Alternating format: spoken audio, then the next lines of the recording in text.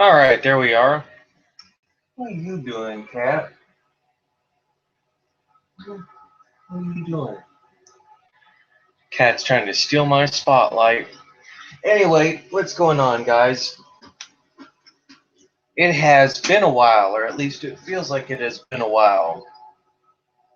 Ignore the cat. He just wants attention. But it has been... Actually, hold on. Not a good way to start this video off. There we go. Not a good way to start the video off. Hearing my window fan for the first couple of minutes. No, but anyway, guys, what's going on? It has, in fact, been a while. And by we, I mean pretty much myself and Chris the Mount Vernon kid and a lot of others have been very, very busy as of late.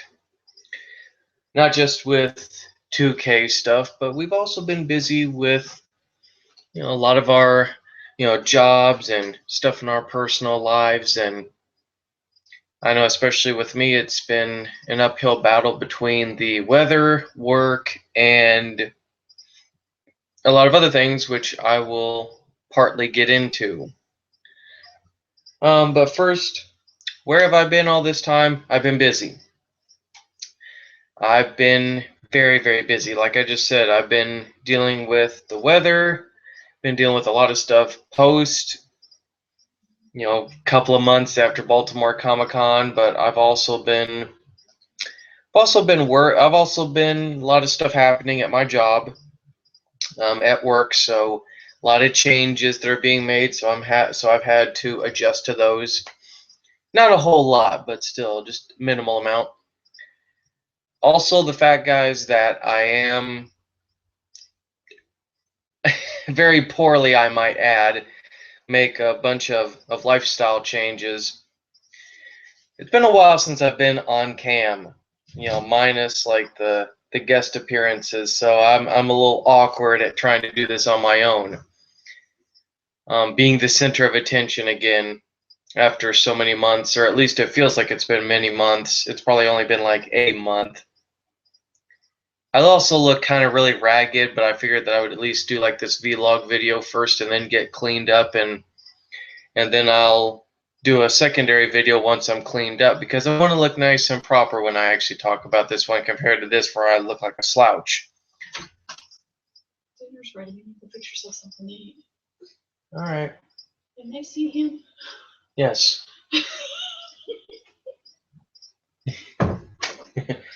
My mother announcing to me that, dinner's ready, and laughing because the cat's in frame, as you guys can see. But yeah, it's been an interesting last couple of months, guys. I do have a happy announcement for those of you who actually care. I am attempting, and I say attempt with a very big what if, but I'm currently, aside from 2K stuff, I'm actually working out of 2K. Like, I'm going to be more like in an administrative or consulting position with 2K. This was something I talked with Chris and a lot of other people about, and they have my back on this. They're very supportive of it. Because, guys, I'm trying, as I said, keyword, trying to work on my own individual comic stuff. I'm actually coming up with my own stories. And so far I have 3 ideas. One of them I'm really working at. The second one I was really getting into. But it's also the fact, guys, that I've been working on a lot of other stuff as well. And when I say working on other stuff, I'm referring to the fact of learning the knowledge of the comics industry as a whole. Because I'm not just, guys, learning about, how to make I'm not just making comics for the sake of making comics. But I'm really learning the craft, like, as much as I can. And that comes from doing a lot of online research. I'm sure she'll actually laugh that I actually talk about this. But Gail Simone, yes, everybody, Lady Gail, as Chris likes to call her, everybody's favorite redheaded, weird sex on the couch, female Conan, writer. little reference to Red Sonja and Secret Six, which I will be waiting for in trade. I'm not going to try to get the individual issues unless they have some actually on sale. But get over here, cat. Got one cat sitting there trying to cry. You need to stop that. I'm in the middle of recording. People don't want to listen to you cry. Knucklehead.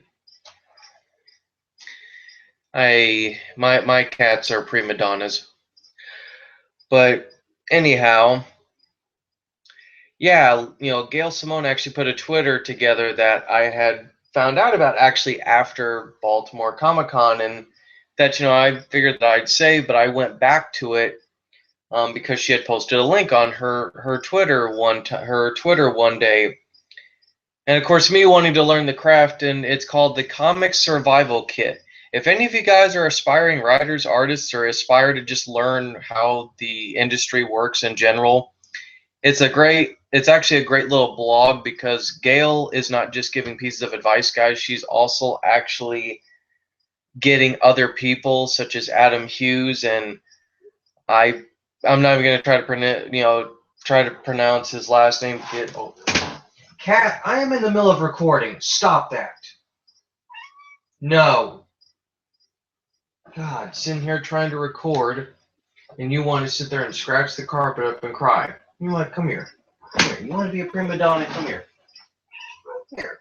Come here. Bird. You need to quit being a prima donna. You need to quit being a prima donna. See, look at that. Look at the people watching you out there. Look at them watching you out there. Being a little prima donna. You are being a little prima donna. You are being a little prima donna. You need to stop.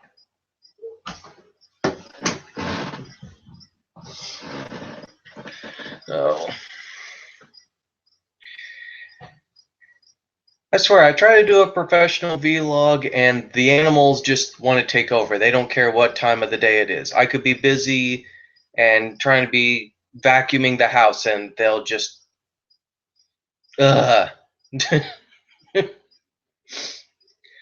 But getting back on track, if I can. No, Gail put it together in the fact that she has Adam Hughes, she has exhibitors, people who run comic shops, people who are event coordinators for all the cons throughout the US and even overseas. And it's great because if you check this Tumblr account out, guys, I promise if you're an aspiring person who wants to get into the industry, it's a great guide. It's a lot of real advice, a lot of good advice.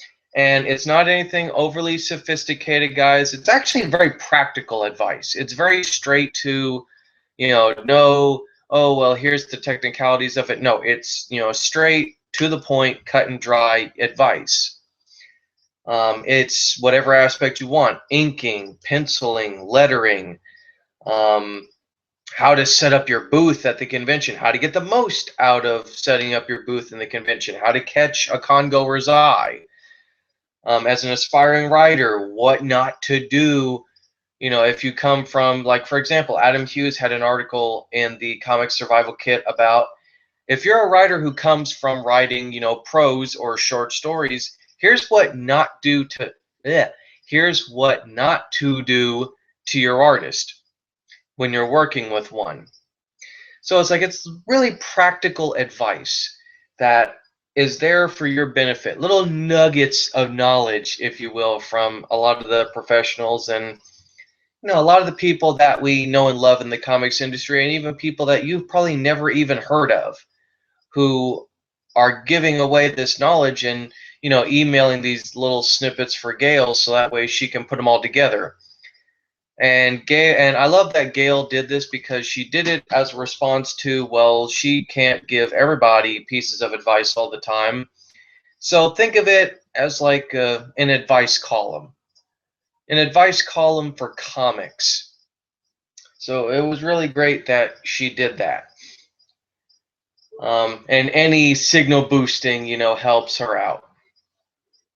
as well as a lot of the other pros who contribute to that article. But anyway, I'm not here just to talk about comics and talk about my stuff. Unfortunately, guys, I can't talk about my ideas. The one that is a little forward, guys, I can talk about, because it's actually, I can't, only thing that I can tell you guys is that it's a paranormal buddy cop comic. It's meant to be comedic. It's very Deadpoolian, but it's not Deadpoolian. It, I don't know how to really describe it, because I don't want to say it's Deadpoolian, because if I say it's Deadpoolian, then everybody, if I were to get it published, say, oh, it's too much like Deadpool, it's too much, flash in the pan humor and, all that stuff. And I don't want it to seem that way. I want it to seem like Deadpool meets Lethal Weapon rather than just straight Deadpool. You know what I mean? But if it comes out that way, it comes out that way. But it's going to be a more comedic title. So I hope that I'm hoping if I can get it published that you guys will actually tune into that, because I think it'll be fun. It'll show, the dark, perverse, but also fun side of my personality. Because I'm going as over the top as I can with some of the gags in the book, as well as some of the stuff going on with the characters. The second one that I'm working on, I really want to talk about, but I can't because I'm just starting out on it.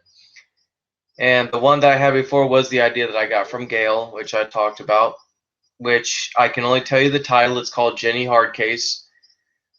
Maybe in the post-Baltimore Comic-Con video, I think I actually did give the description, but if I did, I did. But I'm going to leave that hush-hush for now, and because I'm working with somebody on that, so I'm making revisions and stuff, so I don't want to really talk, too much about it. I think I now understand why a lot of, creators want to talk about their projects, especially their creator-owned projects, but they can't because they don't want to spoil anything. I now kind of actually understand that mentality. It's just like I want to talk about it, but I know I can't, because then it will make you guys not want to read it if I ever get them published, and I want to keep the element of surprise somewhat. But mainly, guys, I want to talk about this vlog and talk about how I'm doing. Because of the weather, guys, I'm not doing too awfully well. I'm not sick. I'm not sick. I don't have cancer. It's not any of those kinds of dramatic things. No, it's just the weather has been absolute crap here, dudes and dudettes. It's not even winter. It's not even winter. It's just Mother Nature on PMS. That's the best way that I can describe this weather as of late, where I'm at. It's like it's raining, it's snowing, then it's sunny another day, and I'm just like, it's dragging my mood down. It's dragging my mood down very much. Then again, this is also due to lack of sleep and me overworking myself and sitting in front of this computer too much. I'm not willing to poke fun and admit that I tend to, be a fat ass and be lazy and sit in front of the computer almost all day. I am trying to be a little bit more proactive if and when I can. Matter of fact, probably after I shower and stuff and maybe eat, I might go outside with the dogs if it's not still too cold, because it was freezing this morning when I went out. Might go out with the youngest dog and maybe play ball or something. Just get myself outside for a couple of minutes, get some fresh air. But I want to talk about the reason why I chose this vlog to talk about this. I'm not going to talk about the comic book topic so much. I'll save that for the other video, because that's going to be more comic oriented. But I want to talk about a lot of the crap that's been going on. And I hate politics. I hate talking about the news. But I feel I need to bring this up, which is the fact of I am getting pretty fed up with a lot of these black people, cop, Ferguson, Al Sharpton, whatever you want to call it, stuff that we're seeing on TV, because it's getting pretty annoying on both sides. it's like, we have football players and everybody else doing the whole like stupid hands up gimmick. I'm sorry, it's stupid. I don't take the officer's side neither because I see plot holes, plot holes, in his story. But overall, until evidence proves to the contrary, I'm sorry, the kid came at him and he had a right to defend himself. I'm not saying that he should have shot the kid, but at the same time, having, I guess you could say, a step family member who is in law enforcement, is like a deputy sheriff and whatnot, what have you. I kind of understand a lot of how, you can't always, rely on the non-lethal matters. And then I was reading a story in the news where, oh, because of this whole Ferguson thing, 2 cops could have been stabbed to death by a guy with a butcher knife, and they basically couldn't defend themselves. They had to basically wear the guy out by running him till eventually he just finally tired out, dropped his knife, and surrendered. It's little things like that that I find rather very, what's the word I'm looking for? Very atrocious. I'll just use the word atrocious. I find it very atrocious, guys, because we're getting to a point, and this isn't a government conspiracy. It's not oh, the U.S. is crap theory. No, it's simple brass tacks that we have now become a people, not just America, but I'm talking worldwide. We've now become a society as human beings where now we're looking for every reason to fight and kill each other. We're looking for every reason that we can to just put the blame on one minority group or another minority group, or put it on another group, and this and that and so forth. Look, not all cops are bad. Not all cops abuse their powers. Not all black people are angry, violent, and just chauvinistic or racist, if you want to actually count the whole deal in Toronto where they were telling white protesters that, oh, well, it's not about you, and that, you need to be talking to the police, and basically use white people as a shield because, oh, cops, the worst cops will do is arrest you. See, that's the kind of comments and mentality, guys, that we need to stop with. There is no racial barrier. There should not even be a racial barrier, in my personal opinion. There should not be a racial barrier. There should not be a segregation of people. And I'm sorry, yes, black lives do matter, but guess what? So does any life. It's not just black. I'm sorry. You can call me a racist if you want, but I believe in equality for everybody. I believe people have the right to practice whatever they want. I've had many debates at work, and I'll tell you guys, like I told everybody else, I guess I'm going to be labeled as naive, and I'm fine with that because honestly, I think just about everything that has happened the last couple of weeks with all the riots in Ferguson, all that stuff, have just devolved into nothing but nothing but an excuse to reignite the race war. And I'm very disgusted by that on both or even 3 sides, whichever sides are there. Because no side is really winning. I'm sorry, there are better things that we need to argue about. I'm not disowning that these kids' lives did not matter. They did. But at the same time, kind of have to go with the fact that the blame is on both parties. And as racial as it might sound, black people, you need to get the ignorant ones in your race in check. I'm sorry, it sounds ignorant, it sounds racist, and it really makes me kind of feel I got a lump in my throat because it really was hard for me to actually swallow and say that sentence in the same breath, because I am one of those people that, like I said, I believe in equality for everybody. I don't judge Muslim people, post 9/11. I judge the people that want to cause terror. I don't look at black people and the, stereotype of, well, all they do is go to KFC all day and, they're angry and they're just looking for a fight. No. I'll tell you guys right now, most of you guys who have watched me in YouTube videos, You notice how the majority of the people that I conduct myself with are people of different ethnicities, even if they are American. Mr. J's comic review is Latin. The first lady of Marvel 2K14, Alana Perez, Latin. You have, of course, Mount Vernon Kid himself, mixed, more Native American, I would say, than really black. So it's like I'll count Chris as Native American. My partner in crime, Malcolm Bennett, black. Ziploc Gory, black. So really, if you think about it, I'm naming off the races of these people, but let's be honest here for a moment. Does the race part really matter? And plus, I'm sorry, most of the kids that we see today, and it's not just black, it's white too, most kids today want to be gangbangers or they want to be terrorists in disguise. Now, that may sound like a generalized statement, but let's be honest. Let's cast the blame where it needs to be blamed. And I say this intellectually, not ignorantly. I say it intellectually and in all fairness. Blame the parents and blame the society that we have now built up. Don't blame it on video games. Don't be like Tipper Gore back in the 70s or 80s and blame it on heavy metal.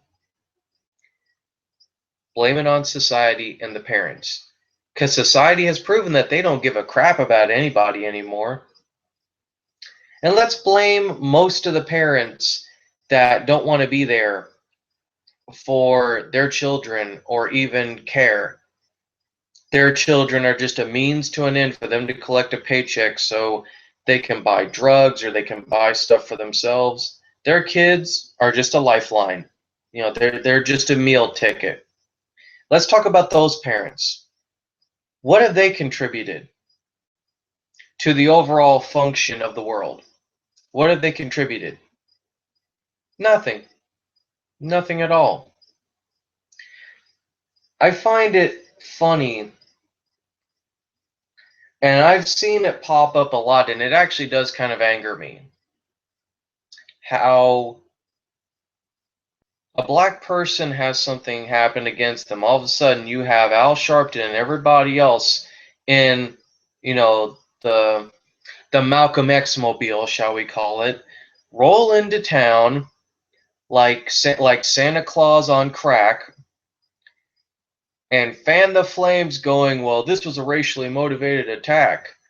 But yet a black police officer is named in, like, for example, that guy who got choked out not too long ago, that big 40-year-old fat guy, fat black guy. I forget his name, sadly. And I feel bad that I probably should have researched that before I started talking about it, but guy gets choked out by a cop. His sergeant, the guy who was there with him, was black. They focus on the cop who choked the guy out, not the fact that his superior was black. They could have cared less about that. So really, I find it funny that you have people like Sharpton, who now looks like E.T. with a bad toupee, by the way, actually coming onto the TV and saying that everything is racially motivated. I'll make a statement, guys, that I made at work a couple of days ago, once or twice, in private. Martin Luther King, Gandhi, and a lot of the civil rights leaders who preached nonviolence would be rolling over in their graves, and they probably are, because they're just dead dudes now. The sacrifices that they made, the harshness that they had to go through, is all in vain. And it's not just black people that don't appreciate it. It's anybody, who doesn't appreciate it now. And I'm one of the few that sadly in my generation understands them and values the sacrifices that they made so that I can sit here on YouTube and talk crap about everybody over the internet like I am right now. But you know what? I've learned as I've gotten older, guys, that I'm not as angry or as hateful as I used to be. So I don't look at this Ferguson thing as, oh, well, black people are trying to start a riot, or white people are just, being bashed on again, or, cops are pigs and da da da da. No, I look at all this from every single side, every single angle, media included, and I just have to shake my head in disappointment. I feel like a disappointed father looking at his children, because this is what it's come down to, folks. This is even to all my people who I'm friends with on Facebook and whatnot, who keep rallying and posting links about this thing. Seriously, you're gonna keep this relevant, a topic that really honestly should die. Because I'm sorry, I rule with the neutral side that all lives matter. It's not just black people's. It's not just white people's. It's not just cops. It's not just Muslims. It's not just Hispanics. It's not just Asians. It's not just Native Americans. It's everybody. No one race has more of a culture shock than anybody else. And maybe I'm delusional. Maybe I'm living in a perfect little fantasy world. But you know what? I'd rather live in that fantasy world than live in the reality that we have now, where humanity is going back to the fucking Neanderthalic period, where now we might as well just kill all the endangered tigers in the Bronx Zoo, go all unga bunga, rip off tree branches and try to kill each other and basically clobber women over the head and drag them by the hair and forcibly rape them like the Neanderthals did. I realize that that's a very graphic thing to say, but let's face it, this is what we've come to, people. There is no such thing as stability and manners anymore. I see it every single day. Every single day. And it's baffling. It's baffling how we went from such good times when the civil rights movement happened and everything finally felt fine. We had the 70s, which, okay, the 70s had its bad moments, but let's face it, the 70s brought us funk, it brought us, exploitation movies, it brought us grindhouse movies. And then you go to the 80s, which was awesome. Sadly, I never grew up in the 80s. Then you had the 90s, which was more where I grew up in. And then like the early 2000s, and now within the last 5 or 6 years, I'll guesstimate even longer, it's now gone right back to crap. It's gone right back to this, KKK, Black Panther narcissism of like, God, the 30s, 40s, or the 50s. And granted, I know the Black Panthers weren't really around in the 30s, 40s, or 50s, but bear with me, people. There's a point to why I'm saying this. And I'm not saying this to garner attention. I'm not saying this for views. I'm saying it, guys, because I actually care about everybody as a whole. I care about everyone as a whole, that I need to remind you guys that we are all human beings. We all should care for each other. And as far as law enforcement is concerned, yes, there are pigs in the law enforcement, industry. But you know what? There are a hell of a lot of cops that actually are very good ones and that actually do their job. They actually follow procedure, and that they actually risk their lives genuinely for somebody else. Not for the glory, not for the power, but they do it because this is what they signed on to do, and this is, the job that they need to do. And these are people that every single moment of every day, and I love a video that was posted. It was a police captain, police colonel, talking, showing us footage of what it's like to be an officer, and showing officers that had died in the line of duty just doing simple traffic pullovers and so forth and etc. Talking about officers who had been, one officer shot to death with shot with an AK and should not had even had been alive. A cop that basically got not ran over once but backed over twice, that had had his entire rib cage, caved in, should have been dead, and yet somehow was on a feeding tube for at least 2 or 3 years, and is now back on the streets, has now fully recovered. So, yeah, I don't knock law enforcement, but I also don't knock the common man, because that's where I'm lumping a lot of the angry black people into, as the common man class. I don't blame both sides. I don't blame them for feeling angry or neglected or whatever the emotion is, but at the same time, I do blame both of them, because both of them are just fanning the flames of this thing.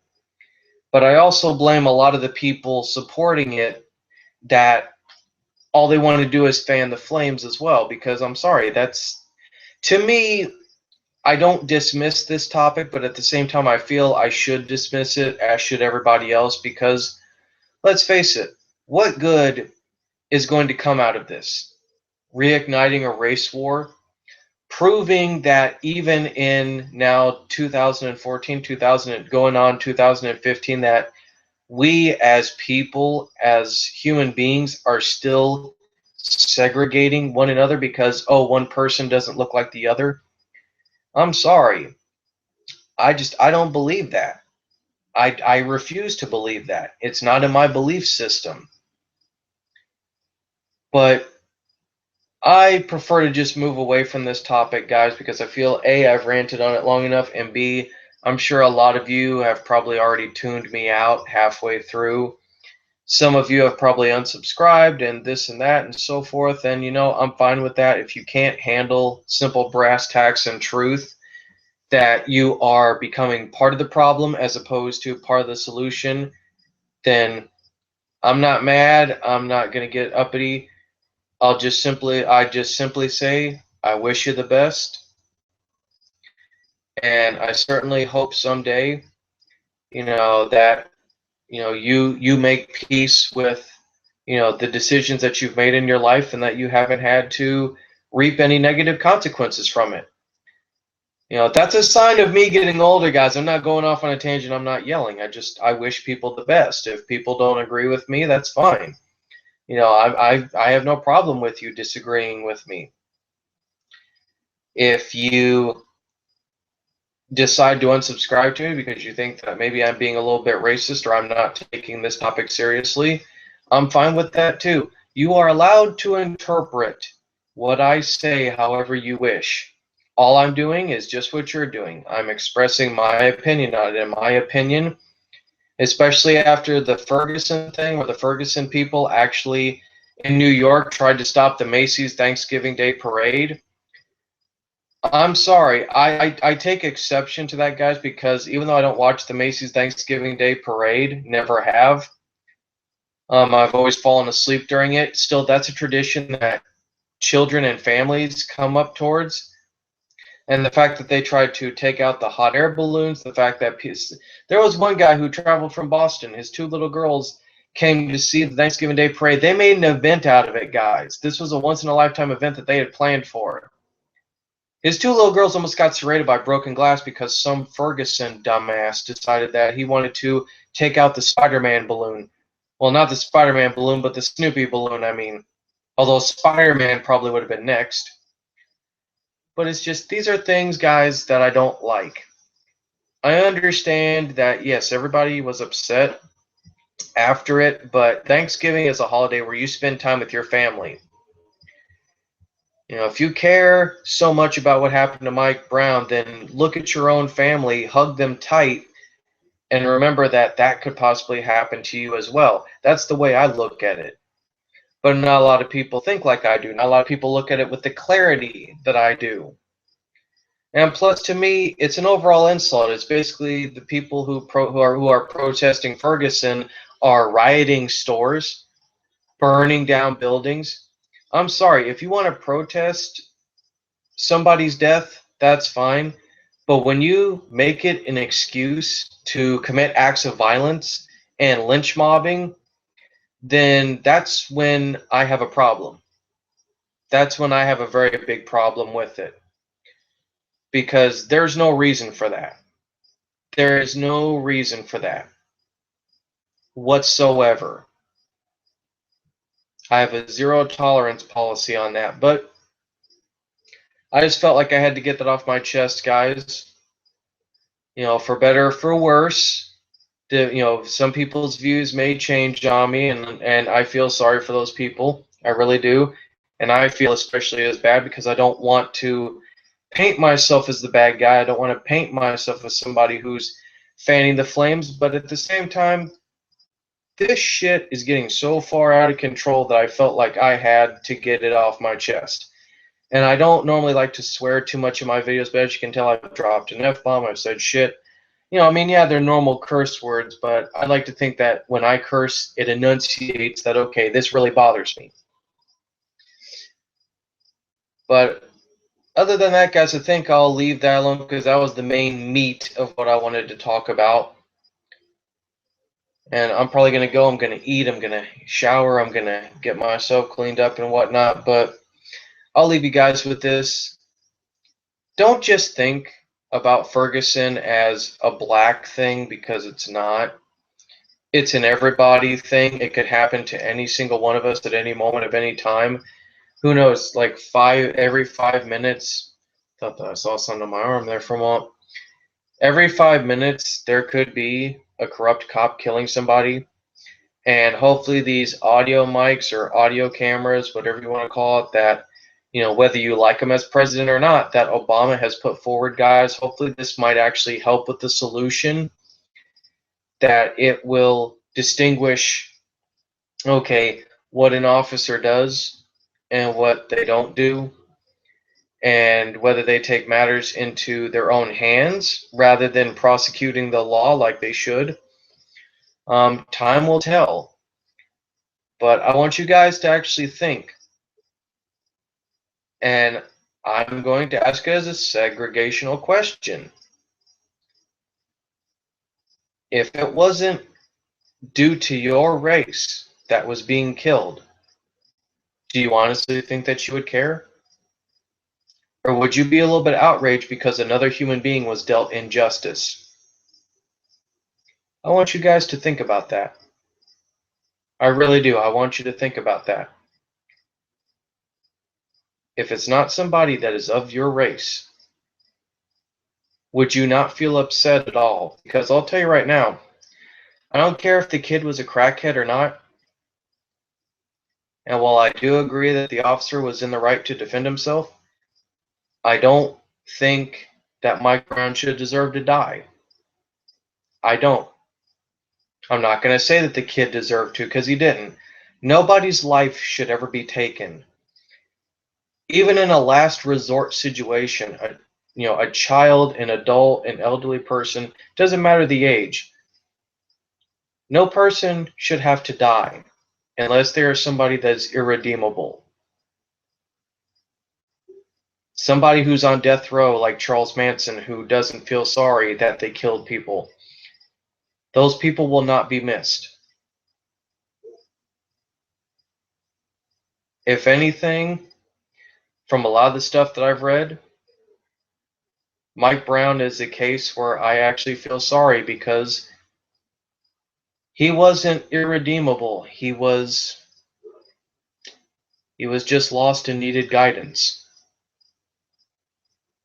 And it's sad but true. There are a lot of kids, no matter what race or minority, etc., that are without guidance in the world. And it breaks my heart, guys, to see that there are people, even in my age group, my generation, that have had to be kicked out of their homes, that have had to basically peddle and be homeless on the streets, practically orphaned,